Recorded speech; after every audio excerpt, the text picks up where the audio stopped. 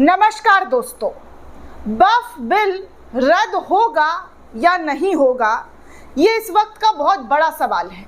लेकिन एक सवाल जो आप लोगों के मन में था कि सुप्रीम कोर्ट में क्या होगा, वो अमूमन ऐसा कल से लेकर आज तक की सुनवाई में अगर देखा जाए दोस्तों, तो एक पॉजिटिव वाइब मुसलमानों को मिलती हुई नजर आ रही है।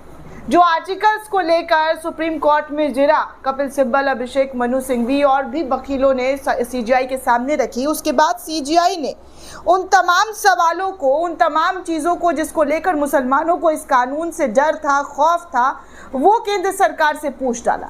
और केंद्र सरकार के पास उस वक्त उन सवालों का जवाब नहीं था। जो केंद्र सरकार की ओर से वकील पेश हुए थे, सॉलिसिटर जनरल तुषार मेहता, उन्होंने सुप्रीम कोर्ट से समय मांगा। समय भी दिया गया, 24 घंटे बाद फिर से इस मामले पर सुनवाई शुरू हुई। लेकिन सबसे बड़ी बात दोस्तों कि आज जब सुनवाई शुरू हुई तो फिर से केंद्र सरकार के वकील ने और ज़्यादा वक्त मांग लिया, 5 दिन का। वो देखने वाली बात होगी दोस्तों। लेकिन इस वक्त वक्फ कानून रद्द होगा या नहीं होगा, ये हर किसी के मन में बहुत सारे सवाल उमड़ रहे हैं।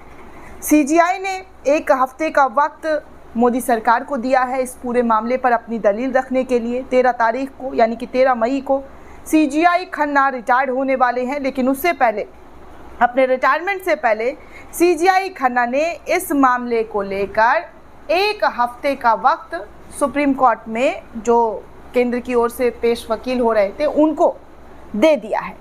एनडीटीवी की रिपोर्ट बताती है कि सुप्रीम कोर्ट ने वक्फ संशोधन कानून 2025 की संवैधानिक वैधता को चुनौती देने वाली याचिका पर आज सुनवाई की। इस मामले पर कल भी सुनवाई हुई और सीजीआई खन्ना की अध्यक्षता वाली बेंच ने केंद्र सरकार से वक्फ बाय यूजर के मुद्दे पर 7 दिन के अंदर जवाब मांगा है। वक्फ कानून पर सुप्रीम कोर्ट ने फिलहाल कोई रोक नहीं लगाई है। केंद्र को जवाब दाखिल करने के लिए 7 दिन की मोहलत दी है। इस दौरान वक्फ बाय यूजर में कोई बदलाव नहीं किया जाएगा और वक्फ बोर्ड में नई नियुक्तियों पर भी रोक लगा दी है। अदालत ने कहा है कि याचिकाकर्ता केंद्र के जवाब पर 5 दिन के अंदर अपना जवाब दाखिल कर सकते हैं, जिसके बाद वो मामले को अंतरिम आदेश के लिए लिस्टेड करेगा। मामले की अगली सुनवाई 5 मई को होगी। ऐसी बातें जो हैं, ऐसा डेट निकलकर सामने आ रहा है। दोस्तों, आपको बता दूं कि सीजीआई खन्ना ने कहा कि 1995 के वक्फ अधिनियम और 2013 में किए गए संशोधनों को चुनौती देने वाली रिट याचिकाओं को इस सूची से अलग से दिखाया जाएगा। 2025 में मामले में रिट दाखिल करने वाले याचिकाकर्ता को विशेष मामले के रूप में जवाब दाखिल करने की स्वतंत्रता दी जाएगी। हम सिर्फ 5 याचिकाओं पर ही सुनवाई करेंगे, इस तरीके की बातें सीजीआई खन्ना के अदालत में कही गई। सुनवाई के दौरान सॉलिसिटर जनरल ने कहा कि केंद्र सरकार 7 दिनों के भीतर जवाब दाखिल करना चाहती है। वो अदालत को आश्वासन देते हैं कि धारा 9 और 14 के तहत परिषद और बोर्ड में कोई नियुक्ति नहीं की जाएगी।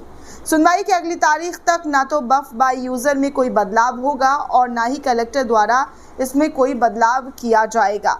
हम इस बयान को रिकॉर्ड पर लेते हैं। इस तरीके की बातें केंद्र की वकील के जरिए कही गई। वक्फ संशोधन कानून पर सुप्रीम कोर्ट के कड़े रुख देखने के बाद केंद्र सरकार ने सुप्रीम कोर्ट को बेहद ही ज़्यादा भरोसा दिलाया है कि धारा 9 और 14 के तहत वक्फ काउंसिल और बोर्ड में कोई नियुक्ति नहीं की जाएगी। सुनवाई अगली तारीख के लिए लिस्टेड कर दी गई है। अब आप सोचिए कि किस तरीके से केंद्र सरकार का जो कानून था वो सुप्रीम कोर्ट में किस तरीके से धरा का धरा रह गया कि सुप्रीम कोर्ट में बार बार तारीख पर तारीख जो है केंद्र सरकार के जरिए लेना शुरू कर दिया है।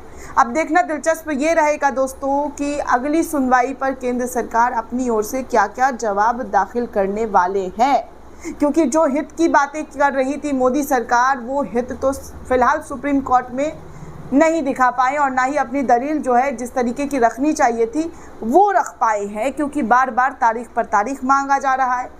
ऐसे में अब सवाल ये है कि इन तारीखों से, जी हाँ, इन तारीखों से क्या केंद्र सरकार खुद को एक इस बिल पर, इस कानून को खींचने की कोशिश में लगी हुई है? क्योंकि लोगों के मन में ये सवाल भी उठ रहे हैं दोस्तों, ये जो बार बार तारीख पर तारीख मांगा जा रहा है, कल भी तारीख मांगा गया था, आज भी तारीख मांग लिया गया है, तो क्या इस बिल को खींचने की कोशिश की जा रही है? सीजीआई खन्ना 13 मई को रिटायर्ड होंगे। क्या रिटायरमेंट के बाद किसी और बेंच को ये पूरा का पूरा जो केस है वो ट्रांसफ़र हो जाएगा?